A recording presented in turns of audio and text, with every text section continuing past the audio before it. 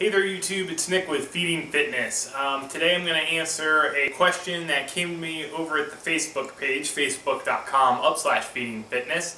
And it was from a subscriber asking how much sugar she could eat per day. And then she gave her information, her height, weight, and that.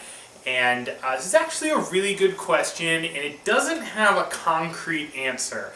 But if you're eating If It Fits Your Macros style, where you're tracking your carbs, fats, and proteins, sugar is kind of a gray area. Most of us don't talk about a sugar limit. You have your carbs that you can consume, but how much of those should be sugar, and what do we have to worry about with sugar?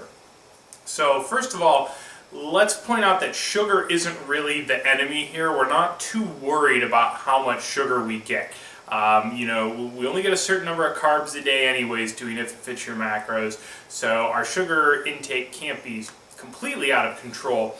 But what most people are worried about is their fructose consumption, and we don't want to consume too much. How much is too much is really up for debate. Alan Aragon has a great article about fructose that I'm going to link in the description, and I suggest you give that a read. To very briefly sum it up, at the end, he states about 50 grams of fructose a day is kind of the upper limit of how much fructose you should get. Now, this is also difficult to track. So we can track our sugar with MyFitnessPal or any app like that, but how much of our sugar is fructose? Well, it depends. Pure table sugar, depending on how you get it, it's going to be about 50% fructose.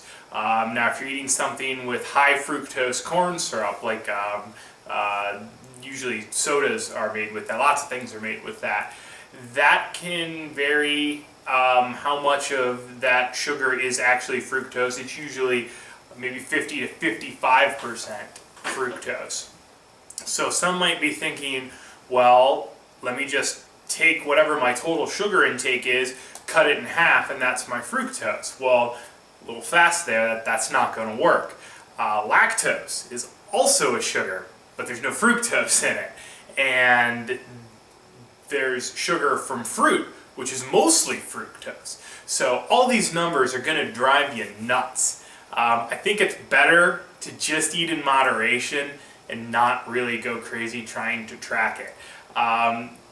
Yeah, you can have sugar, and if you have 100 grams of sugar or so, you're probably getting under that 50 grams of fructose. And if there's a day that you go over, one day is not going to make a huge difference. And it's also arguable that the negative effects of overconsumption of fructose are more profound for those people who are obese, sedentary.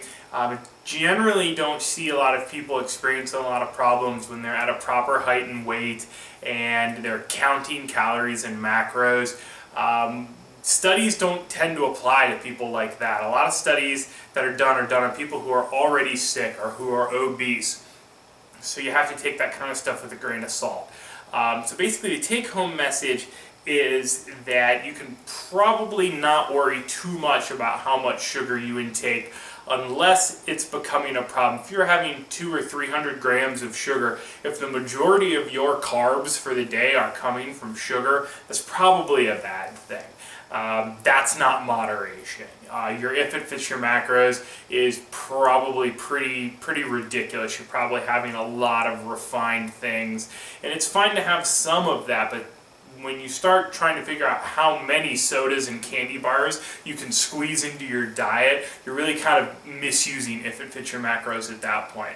Remember, our goal is to eat a healthy, well-balanced, well-rounded diet and leave wiggle room for some of the tastier things and the things that most people would consider cheat meals or cheat foods.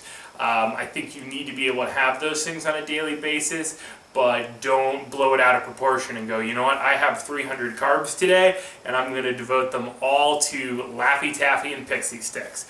Technically, yes, you would still be following If It Fits Your Macros, but that's not healthy. And just don't be stupid. Anybody would look at that and go, well, that just seems dumb. It doesn't really seem good for you. And it's not. So that's kind of my answer. I'm sorry it's not more of a concrete answer.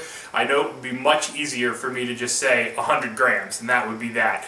But it really is going to depend on the individual and where you get your sugar and what types of sugar you're taking in. So that's kind of the answer I'm going to have to leave you with, but I think it should be enough to put things in perspective for you, and know that if you're worried about your sugar intake, so it's going to prevent you from even eating fruit, because that was one of the things you mentioned in your message, that you were having trouble just fitting in bananas. I wouldn't worry about that. You know, fruit is extremely good for you. It's got a ton of micronutrients. It's got fiber, depending on what kind of fruit you're having. So don't be so scared of sugar that you stop eating fruits. So I hope this helped you guys out. I hope it was at least somewhat informative. If you like the video, please give it a thumbs up and subscribe to the channel if you haven't already. And please keep sending me questions, because I like putting out videos answering them. I guess that's it for today, so I'll see you guys next time.